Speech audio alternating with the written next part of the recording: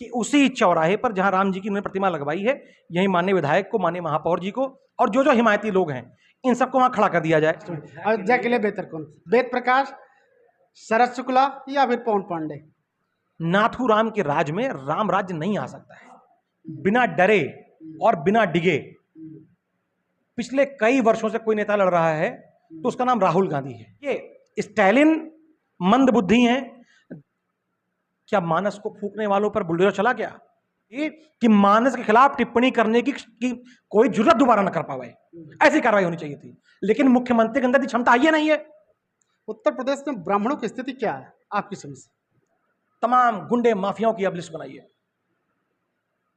विशेष बिरादरी के होंगे, कार्रवाई नहीं होगी उनके ऊपर, लेकिन ब्राह्मण होगा। अभी विनय शंकर तिवारी जी के ऊपर आप देखा आपने कार्रवाई हुई कि नहीं? क्या भैया अपराध था उनका, कितना बड़ा? अभी ज्यादा आप भी चला देंगे भैया ना। आपका नाम क्या है? सौरभ दुबे जी। चला तो देंगे आप, थोड़ा पता करते रहिएगा। इस सरकार दुबे देख की गाड़ी पलटवाती है। नमस्कार, आप देख रहे हैं मानसिकता न्यूज और आपके साथ में हूं सौरभ दुबे। आज हम इस वक्त अयोध्या जिले में बैठे हैं और हमारे साथ आपको हमारे जो सहयोगी वो दिखा रहे होंगे, फ्रेम में नजर आ रहे होंगे। अयोध्या जिले के एक नेता हैं शरद शुक्ला, जो कि कांग्रेस पार्टी से हैं और यूथ ब्रिगेड के प्रदेश उपाध्यक्ष हैं। तो हम अयोध्या में बैठे हैं, क्यों ना हमने सोचा कि अगर बातचीत की शुरुआत कर रहे हैं तो अयोध्या से ही शुरुआत कर लेते हैं। सर जी, वैसे तो सबसे पहले तो आपका स्वागत है। जय श्री राम। आपको बहुत आपका अभिनंदन, स्वागत है। शरद जी, हम अयोध्या में बैठे हैं तो अयोध्या से बातचीत की शुरुआत करेंगे। अयोध्या में आप देखेंगे सड़कों पर जगह जगह मूर्तियां लगी हुई हैं। राम जी की भी लगी है, लक्ष्मण जी की भी लगी है और सीता जी की भी लगी है। तमाम मूर्तियां लगी हुई हैं। एक दिन हम जा रहे थे तो हमने देखा कि जो मूर्तियां लगी हुई हैं उन मूर्तियों पर काफ़ी धूल मिट्टी पड़ी हुई है। क्या नगर निगम इन पर कभी ध्यान नहीं देता? देखिए, पहली बात तो राम के नाम पर व्यापार करने वाले इस बात को समझेंगे नहीं। अब ये योजना किसकी थी? पहले तो उसको खूब लानत भेजिए। पहले भाई, राम जी स्थापित होते हैं मंदिर के अंदर, हृदय में तो करेंगे नहीं ये लोग। कम से कम मंदिर में कर लें। राम जी कोई स्वागत का कोई वो तो है नहीं कि खड़े हैं लेके स्वागत के लिए। आपने पूरे अयोध्या एंट्रेंस से लेके आप चिन्ह लगा देते कोई। देखिए, हमारे लिए ना राम जी कहीं किसी चित्र पे बने हो, कहीं दीवार पे बने हो, कहीं रास्ते मंदिर दिख जाए, हम प्रणाम कर लेते हैं। हम जब देखते हैं कि सरकार के द्वारा स्थापित एक आदम कद की प्रतिमा राम जी बिल्कुल धनुष लिए खड़े हुए हैं, यहीं जब हम नाका से आते हैं, अब देखिए तपती धूप में, भाई हम तो वो मानते हैं कि हम उनको सजीव मानते हैं। हम अपना उन्हें हम इस समझिए कि जैसे कभी मंदिर देखा होगा आपने, ठंडी आती है तो हम लोग कंबल की मांग करते हैं, कंबल उड़ाते हैं। हमारे यहाँ मंदिर घर में स्थापित है, बड़ा प्रतिष्ठित प्रतिमा है। ठंडी होती है तो हम कंबल लगाते हैं उसमें, गर्मी होती है तो वहाँ पंखा लगाते हैं, शरबत रखते हैं उनके सामने, क्योंकि हम मानते हैं कि जैसे हम हैं ऐसे हमारे वो समझिए पिता हैं हमारे राम। हम जब देखते हैं कि चिलचिलाती धूप के अंदर वो धूल दूषित प्रतिमा जिसपे कितने दिन मिट्टी पड़ी है, कभी वहाँ हम तो देखते हैं मूर्ति लोग धूप बत्ती जलाते हैं, लोग पूजन करते हैं। भाई, आपने पूरा यहाँ से लेके वहाँ तक राम को लगा दिया है, तो ये बहुत गलत है। अगर आपको लगाना है, यदि आपको लगाना है, तो आप उनका सम्मान भी करिए। कम से कम इसको संज्ञान में लेके प्राधिकरण करे, प्रशासन करे, जिला प्रशासन करे या प्रदेश प्रशासन करे, माननीय मुख्यमंत्री जी करें, उसको बढ़िया किसी उसकी कांच के अंदर उनको बढ़िया से संरक्षित करते हुए उसकी साफ सफाई की व्यवस्था कम से कम करवा लें। अगर ये नहीं करवा सकते हैं, मैं समझता हूं कि आप फिर राम का सम्मान नहीं, उनका अपमान करने का काम कर रहे हैं। शरद जी, अगर राम राज्य में कहा जाता है कि राम राज्य में जहां अयोध्या में मेयर भाजपा का और उसके बावजूद भगवान श्री राम, लक्ष्मण या सीता जी की या और भी जो देवी देवताओं की मूर्तियां लगी हैं उन पर कोई ध्यान देने वाला नहीं है, फिर ये राम राज्य कैसा? जो बीजेपी के महापौर हैं, जो बीजेपी के विधायक हैं और जो बीजेपी के नेता इसके हिमायती हैं कि चौराहे पर जिस तरह मूर्तियां लगा के इन्होंने खड़ा कर दिया है, साफ सफाई नहीं कर रहे हैं, मैं समझता हूं कि इन लोगों को एक एक दिन उसी प्रतिमा के साथ, उसी के सामने, इसी धूप में जहां राम जी खड़े हैं धूप में, ये बड़े राम भक्त बनते हैं ना, इस तरह प्रतिमा लगवाई जाती है, जो उसकी उसकी देखभाल तक नहीं कर रहे हैं। तो मैं ये समझता हूं कि उसी चौराहे पर जहां राम जी की उन्होंने प्रतिमा लगवाई है, यही माननीय विधायक को, माननीय महापौर जी को और जो जो हिमायती लोग हैं, इन सबको वहां खड़ा कर दिया जाए और दिन भर ऐसे खड़ा रखा जाए। शाम तक इनको इनकी हालत समझ में आ जाएगी कि कितना समस्या हमारे राम को हो रही है, वहां पर समझ में आ जाएंगे। अभी हमने देखा एक चैनल पे आप बातचीत कर रहे थे।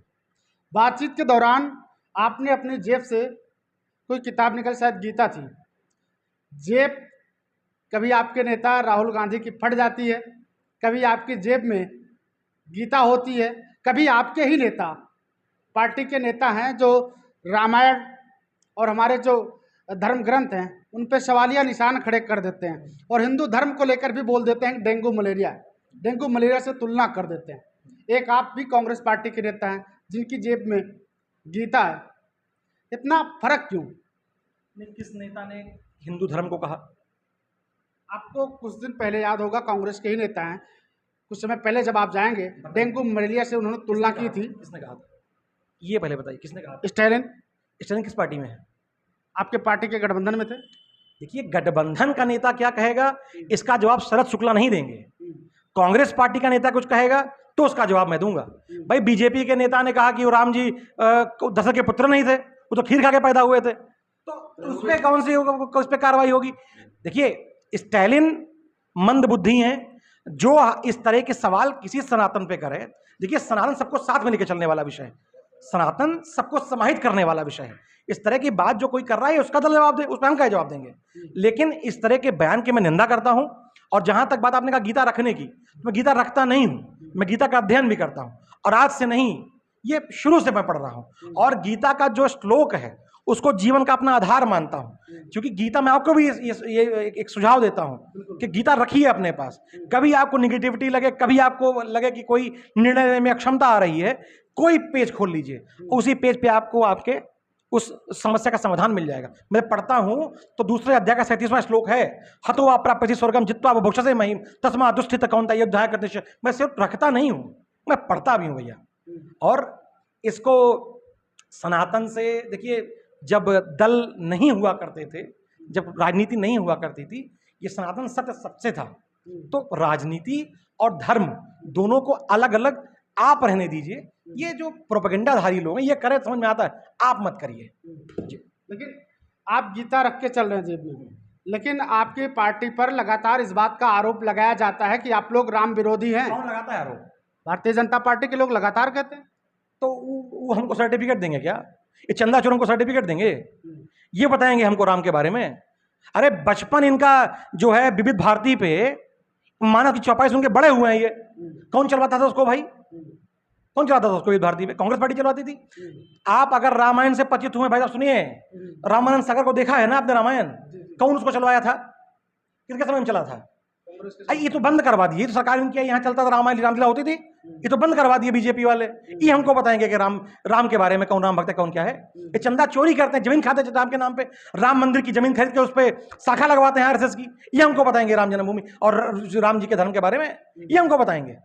मैं इनको चुनौती देता हूं, इनके अंदर जितने इनके बीजेपी के नेता बैठे हैं ना, बड़े धर्म की बात करते हैं, आगे शास्त्रार्थ करते हैं हमारे साथ। अगर हार जाए राजनीति छोड़ दूंगा अपने पे, जो है ये हमसे धर्म की बात ना करा करें। हमसे जिस परिवार से मैं आता हूं ना भैया, 50 सुंदरकांड का पाठ वहां पे हो रहा है, तो हमसे धर्म कर्म की बात खैर ये तो ना करें और कोई कर समझ में आता है। अच्छा, अभी आपके ही नेता हैं इमरान मसूद, आपके पार्टी के नेता हैं, उन्होंने कहा कि समाजवादी पार्टी से हम भी क्यों मांगे, सीट शेयरिंग की बात को लेकर कह रहे थे। तो क्या समाजवादी पार्टी और कांग्रेस पार्टी, इस समय इन दोनों में प्रेशर की पॉलिटिक्स चल रही है कि हमें इतनी सीटें मिल जानी चाहिए, और अगर सीटों की संख्या कांग्रेस पार्टी को कम मिलती है तब भी गठबंधन रहेगा? देखिए, पूरे ये सत्य है, ये आपसे किसी से छुपा नहीं है। इस पूरे देश के अंदर अगर नरेंद्र मोदी के खिलाफ बिना डरे और बिना डिगे पिछले कई वर्षों से कोई नेता लड़ रहा है तो उसका नाम राहुल गांधी है। 2024 के लोकसभा चुनाव के दौरान जो इस देश के अंदर माहौल बना, वो माहौल बना इंडिया गठबंधन के माध्यम से, और खासकर राहुल गांधी जी के वो जो उन्होंने लगातार लड़ा बीजेपी के खिलाफ, उसके वजह से जाके माहौल बना है। और जो इमरान मसूद ने कहा है मीडिया ने उनसे पूछा कि कितनी सीट आप मांग रहे हैं, तो राजनीति में मांगा नहीं जाता है। राजनीति में एक बड़ा भाई और छोटा भाई होता है, आपसी साझेदारी होती है। तो ये साझेदारी की जिम्मेदारी पार्टी नेतृत्व की है, गठबंधन निर्णय उनका है, वो तय करेंगे कि गठबंधन में कौन कितनी सीटें पाएगा, ये हमारा विषय नहीं है जी।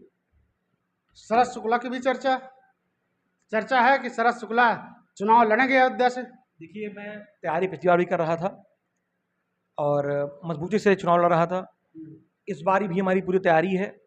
लेकिन गठबंधन की जहां तक बात है, कांग्रेस पार्टी यहां लड़ेगी तो मैं पूरी मजबूती से चुनाव लड़ूंगा। गठबंधन यहां होता है या जो भी निर्णय पार्टी का आता है, देखिए मैं पार्टी का आधा सा कार्यकर्ता हूं, राहुल गांधी का मजबूत सिपाही हूं, तो जो उनका निर्णय होगा, जो पार्टी का निर्णय होगा, वो शिरोधार्य होगा। यहां मजबूती से कौन लड़ेगा, कांग्रेस या फिर समाजवादी पार्टी? इंडिया गठबंधन लड़ेगा यहां पूरी ताकत से अभी तक, बाकी भविष्य के गर्भ में है। हम ये मानते हैं कि पूरे उत्तर प्रदेश के अंदर योगी सरकार के खिलाफ जो माहौल बना हुआ है, इंडिया गठबंधन आने वाले समय पूरी मजबूती से उनको पटखनी देने जा रहा है जी। मतलब मिलके लड़ेंगे चुनाव। अभी जो स्थिति है, गठबंधन की स्थिति है, जो नेतृत्व चाहेगा, नेतृत्व कहेगा कांग्रेस यहां लड़ेगी तो कांग्रेस यहां लड़ेगी, कोई तो तय होने किस कम है हमारी। अभी आप पूछ रहे थे कि कांग्रेस पार्टी के किस नेता ने कहा, तो आपके पार्टी के अध्यक्ष हैं मल्लिकार्जुन खड़गे, उनके ही बेटे हैं प्रियांक खड़गे। उन्होंने सनातन धर्म की तुलना बीमारी से की थी, ये बाकायदा खबर है, खबर भी दिखा देते हैं। ये पूरा बयान पढ़िएगा, पूरा बयान पढ़िए, पूरा बयान तो मुझे बताइए। ठीक, खबर छपी है, हाँ, पूरा बयान पढ़िए। जिसमें लिखा गया है, किस चैनल ने लगाया, पहले हमको बता दीजिए। जागरण पे। अरे मुखपत्र है बीजेपी का भाई, ये हाँ, ये मुखपत्र बीजेपी का, तेल बढ़िया सोखता है ये, अच्छा, इस पे पराठा लपेटिए, तेल बढ़िया सोखता है ये। हाँ। इसको पढ़िए नहीं अखबार, ये मुखपत्र है बीजेपी का, रख दीजिए इसको। हाँ, मोबाइल डिलीट कर दीजिए उसमें, तो वायरस मोबाइल में आपके आ जाएगा। अच्छा। हाँ हाँ, जागरण में पढ़िएगा। हाँ, हाँ, पढ़ा कौन जाए फिर? आप इतने बढ़िया पत्रकारिता कर रहे हैं, आपको पढ़ने की आवश्यकता क्या है भाई? हम तो आपको देखते हैं, आपको देखते हैं। हाँ, ये भाई देखा बैठे हैं हमारे सामने, आपको देखता हूँ मैं, हमको क्या आवश्यकता जागरण की इन लोगों की? ये तो मुखपत्र बीजेपी के हैं, जो वहां से आदेश होता है वो इतना छापते हैं ये। तो पूरा बयान पढ़िए पहले इनका, पूरा बयान क्या था, प्रियांक खड़गे हो या जो भी व्यक्ति हो, पूरा बयान पढ़िए। खैर, इसके बावजूद भी मैं ये समझता हूं कि राजनीति के अंदर राजनीति अपनी जगह है, धर्म अपनी जगह है। किसी भी व्यक्ति को, वो मैं हूं, आप हो या देश का कोई भी नेता हो, किसी भी अमुक धर्म के ऊपर, किसी जाति के ऊपर, किसी पंथ धर्म संप्रदाय के ऊपर किसी को किसी तरह टीका टिप्पणी करने की आवश्यकता नहीं होनी चाहिए। हमने इस प्रदेश के अंदर देखा है, एक नेता, इसको मैं नेवला कहता हूं, आप समझ गए होंगे आगे, उस व्यक्ति ने हमारे मानस के ऊपर उंगली उठाई। मानस की प्रतियां लखनऊ के अंदर फाड़ के जलाई गई, लेकिन उसी प्रदेश के अंदर भगवा चोला पहनकर बैठा हुआ इस प्रदेश का मुखिया क्या कार्रवाई कर पाया भाई? क्या मानस को फूकने वालों पर बुलडोजर चला क्या? मैं तो मांग करता हूं, मैं मांग करता हूं, जिस मानस को मैं पाठ करता हूं, जिस मानस को मैं अपने सिर पर रखता हूं, जो मानस इस पूरे ब्रह्मांड का मैं कहूं आधार है, अब मानस पढ़ के देखिए आप, उस मानस को कोई फाड़ के जलाता है अगर, और उस प्रदेश के अंदर एक भगवाधारी मुख्यमंत्री बैठा है, क्या कार्रवाई की भाई आपने? वो व्यक्ति जो लगातार टीका टिप्पणी करता रहता है, वो मुक्त घूम रहा है, क्या कार्रवाई की भाई आपने उसमें? आपकी समझ से क्या कार्रवाई होनी चाहिए थी? निश्चित तौर पे कार्रवाई होनी चाहिए थी। क्या होनी चाहिए थी? निश्चित ऐसी कार्रवाई होनी चाहिए थी कि मानस के खिलाफ टिप्पणी करने की कोई जरूरत दोबारा न कर पाए, ऐसी कार्रवाई होनी चाहिए थी। लेकिन मुख्यमंत्री के अंदर क्षमता है नहीं है, मुख्यमंत्री और बीजेपी सरकार के अंदर इतनी क्षमता है ही नहीं है। आप भगवा पहनते हैं ना, आप योगी जी पहले संत हैं, मुख्यमंत्री बाद में हुए हैं। मुख्यमंत्री का एक बार भूल जाते, संत धर्म का पालन कर देते। भाई संत सनातन की अगर रक्षा ना कर पावे, संत हमारे ग्रंथ की रक्षा ना कर पावे, संत हमारे धर्म की रक्षा ना कर पावे, जिस ग्रंथ को हम अपने पूजा स्थान पर रखते हैं, जिसका पाठ करते हैं, जिसको हम प्रणाम करते हैं, उसको कोई जला के फाड़ के जला दे और मुख्यमंत्री देखता रह जाए, तो इस पे कार्रवाई होनी चाहिए थी। ये मुकदमेबाजी इस काम नहीं चलने वाला है। अच्छा शरद जी, आप ब्राह्मण हैं, उत्तर प्रदेश में ब्राह्मणों की स्थिति क्या है आपकी समझ से? उत्तर प्रदेश में ब्राह्मण की स्थिति यह है कि जिधर जाते सरकार बना देते हैं, लेकिन जो आता शोषण कर लेता है हमारा ही। तो पिछले क्या हो रहा है? पूरी तरीके से भैया भय का माहौल है। ब्राह्मणों में? हाँ, जैसे ब्राह्मण भय में नहीं है, हाँ ब्राह्मण डरता नहीं है, हाँ यहां पर जिस तरीका माहौल बनाया जा रहा है, मैं तो आपसे अभी मैंने पूछा इसके पहले भी, मैं आपसे पूछता हूं कि उत्तर प्रदेश की 10 वर्ष की जो मुख्यमंत्री जी सरकार रही है 2017 से अभी तक, 22 में और 22 से अभी तक, क्या आप मानते हैं कि या नहीं मानते हैं, क्या एंटी ब्राह्मण छवि योगी की है या नहीं है? बिल्कुल नैरेटिव सेट करने का प्रयास पूरा सेट किया गया था 22 में भी। नेहरू सेट किसने किया था? इनके ही रिकॉर्ड ने किया था। आप इनका रिकॉर्ड उठाइए ना। क्या मैं आपको मैं चूंकि मैं किसी के ऊपर टीका टिप्पणी नहीं करना चाहता हूं, आप गाजियाबाद से लेके गाजीपुर तक एक सूची बनाइए, तमाम गुंडे माफियाओं की अब लिस्ट बनाइए, विशेष बिरादरी के होंगे, कार्रवाई नहीं होगी उनके ऊपर, लेकिन ब्राह्मण होगा। अभी विनय शंकर तिवारी जी के ऊपर आप देखा आपने कार्रवाई हुई कि नहीं? क्या भैया अपराध था उनका, कितना बड़ा? अभी ज्यादा आप भी चला देंगे भैया ना। आपका नाम क्या है? सौरभ दुबे। दुबे जी, चला तो देंगे आप, थोड़ा पता करते रहिएगा कि सरकार दुबे देख के गाड़ी पलटवाती है, अब गाड़ी नहीं पलटवा पाए, हम लोग चूंकि गाड़ी और थोड़ा नहीं छोड़े, मुकदमा लिखवा देंगे आपके ऊपर। हाँ, तो आप जिस तरह के पत्रकार हैं भाई, इस प्रदेश में देखा ना, आपके जैसे पत्रकार ने दिखाया यहाँ पर कि दाल में पानी मिलकर पानी बेचा, उसमें पिला रहे हैं लोगों को, प्राइमरी स्कूल का मुकदमा लिख दिया गया उसके ऊपर। आपके जैसे एक पत्रकार ने यहीं अमेठी के अंदर, यहाँ सांसद हुआ करती थी स्मृति ईरानी, सवाल पूछ लिया, उसको कहा तुम्हारे मैं मालिक से बात करूंगी, उसको नौकरी से निकलवा दिया। इसी उत्तर प्रदेश के अंदर एक पत्रकार को खुदवा के गढ़वा के ऊपर से प्लास्टर करा दिया गया। तो भाई ये जिस तरह का माहौल बना है, गुंडा राज चल रहा है पूरे उत्तर प्रदेश के अंदर। राम राज्य लोग कहते हैं, आप गुंडा राज कह रहे हैं। राम राज कहते हैं, राम राज हर कोई चाहता है, लेकिन राम राज तब होगा, नाथू राम के राज में राम राज्य नहीं आ सकता है। राम राज्य के अंदर क्या है भाई? राम बड़ा सवाल खड़ा कर रहे हैं। हाँ, नाथूराम से तुलना कर रहे हैं। हाँ, नाथूराम से तुलना कर रहा हूं। इनके पास कोई हीरो नहीं है, और नाथूराम जैसे लोग इनके पास थे, और क्या कोई हीरो तो है नहीं, तो ये नाथूराम वाले हैं, राम वाले नहीं है।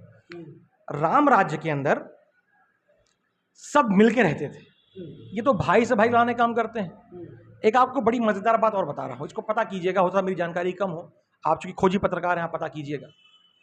राम मंदिर बना, प्रतिमा वहां पर जो प्रकट हुई थी, वो राम जी यहां स्थापित हो गए। पहले टाट में थे, फिर अस्थाई मंदिर में आए, और अस्थाई मंदिर से अपने जन्म स्थान पर स्थापित हो गए, एक गौरवशाली मंदिर स्थापित हो गया।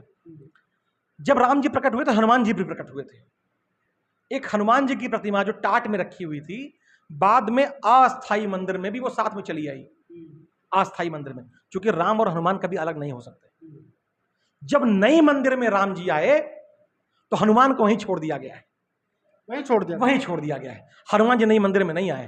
तो अगर आ गए हैं, मेरी जानकारी में ना हो भाई, मैं कोई इतना बड़ा ज्ञाता नहीं हूं, जो मेरी जानकारी में अभी तक आया है, अगर आ गए हो तो स्वागत है, अगर नहीं आए हो तो ये चंपत राय जी, अनिल मिश्रा जी और पूरा मंदिर प्रशासन, कम से कम, और बीजेपी के लोग भाई जो बड़ा बात करते हैं, भाई से भाई को बांट दिया आपने, हिंदू मुस्लिम बांट, राम को हनुमान से न बांटिया।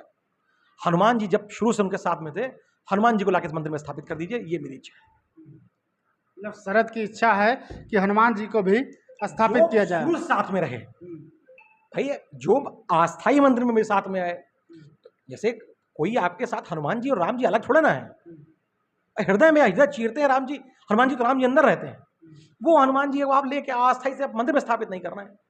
अगर कर दिए हो, मैं देखिए फिर दोबारा कह रहा हूं, जब मैं आपसे ये बात कर रहा हूं, उस समय अगर स्थापित कर दिए हो लाके, तो उनको साधुवाद, उनको बहुत धन्यवाद। अगर नहीं किए हैं तो ये वो पाप कर रहे हैं। राम को और हनुमान को अलग मत करिए, उनको तत्काल वहां से अस्थाई मंदिर से लाके यहाँ स्थापित करिए।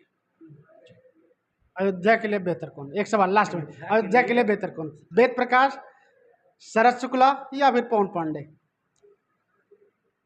अब भाई कौन ही दूसरे किसी को बोलेगा, दोनों को आपने देख लिया है। 10 वर्ष का कार्यकाल, 10 वर्ष उनका, 5 वर्ष उनका। इस 15 साल के अंदर हमको बताइए कोई इंस्टीट्यूशन लगा हो अगर अयोध्या के अंदर, कोई कल कारखाने अगर लगे हो बता दीजिए हमको, लगा है? कोई नहीं लगा है ना। तो मैं ये समझता हूं कि डेवलपमेंट, मैं ऐसा चाहता हूं, अगर आप मेरी बात करते हैं तो मैं विकास ये नहीं मानता कि यह से वह तक राम पथ पेड़ों कटाई, ये चौड़ी सड़कें होना चाहिए। मैं ऐसा विकास चाहता हूं कि 5 कोसी परिक्रमा मार्ग के अंतर्गत खूब आध्यात्मिक विकास हो, खूब मठ मंदिर बने, खूब भजन संध्या होए, खूब जो है संत समागम हो, और 14 कोसी परिक्रमा मार्ग के अंतर्गत खूब कल कारखाने लगे, खूब विद्यालय कॉलेज बने, खूब विश्वविद्यालय बने, ताकि हो क्या, टाटा बिरला जब आवे अयोध्या के अंदर तो दिन भर यहाँ पर पहले कल कारखाने में अपने काम करवाएं और रात में हनुमानगढ़ी में बैठकर राम राम करें। वो नौजवान जो तारुण से, बीकापुर से और चौड़े बाजार से जो गांव गिराव का लड़का पढ़ने वाला है, वो आवे दिन भर यहाँ जो कॉलेज स्थापित हो रहे हैं 14 कोसी परिक्रमा के अंदर, वहाँ पढ़े, बीटेक एमटेक करे और वहीं फैक्ट्रियों में जाके नौकरी करे और शाम को वो भी राम मंदिर में दर्शन करे। ऐसा विकास मैं चाहता हूँ अयोध्या के अंदर, पलायन न करना पड़े उसको। शरद का चाहना है कि यहाँ पर पलायन ना हो, आध्यात्मिक विकास कसके हो, साथ में इंडस्ट्रियल डेवलपमेंट हो, एजुकेशनल इंस्टीट्यूशन डेवलपमेंट हो, ऐसी व्यवस्था में चाहता हूँ। लास्ट में बस एक सवाल और, चर्चा ये भी है कि वर्तमान विधायक का टिकट भी कटेगा। कुछ जगहों पर चर्चा हमने सुनी है, वर्तमान विधायक का टिकट इस बार बीजेपी काटेगी। अगर कटेगा तो फिर क्यों कट रहा है आपकी समझ से? अभी बीजेपी जाना है भैया, उसमें हम क्या बताएं। अयोध्या का नागरिक होने के नाते कुछ विधायक को देखा आपने? कैसा नहीं देखा है? विधायक कौन है बताइए? वेद प्रकाश जी है। आखिरी बार कब देखा आपने? आखिरी बार उनको अक्सर दिख जाते हैं। कब देखा बताइए ना? गाड़ी से जाते हुए अक्सर दिख जाते हैं। अरे वैसे कब देखा बताइए? अच्छा, इनके घर आए थे सौभाग्यशाली, सौभाग्य इनको सौभाग्य, इनका सौभाग्य, उनका दर्शन मिल गया। बाकी ठीक है, वो टिकट पावे कटें, वो बीजेपी का विषय, वो मेरा विषय नहीं है। चलिए, बहरहाल शरद जी से हमने बातचीत की, बहुत ही बेबाकी के साथ इन्होंने अपनी बात रखी। इनकी बातें सुनने के बाद आप क्या कहेंगे कमेंट सेक्शन में जाइएगा, कमेंट कीजिएगा और कमेंट करके अपनी प्रतिक्रिया हमें ज़रूर दीजिएगा। अभी के लिए बस इतना ही। देखते रहिए मानसिकता न्यूज़।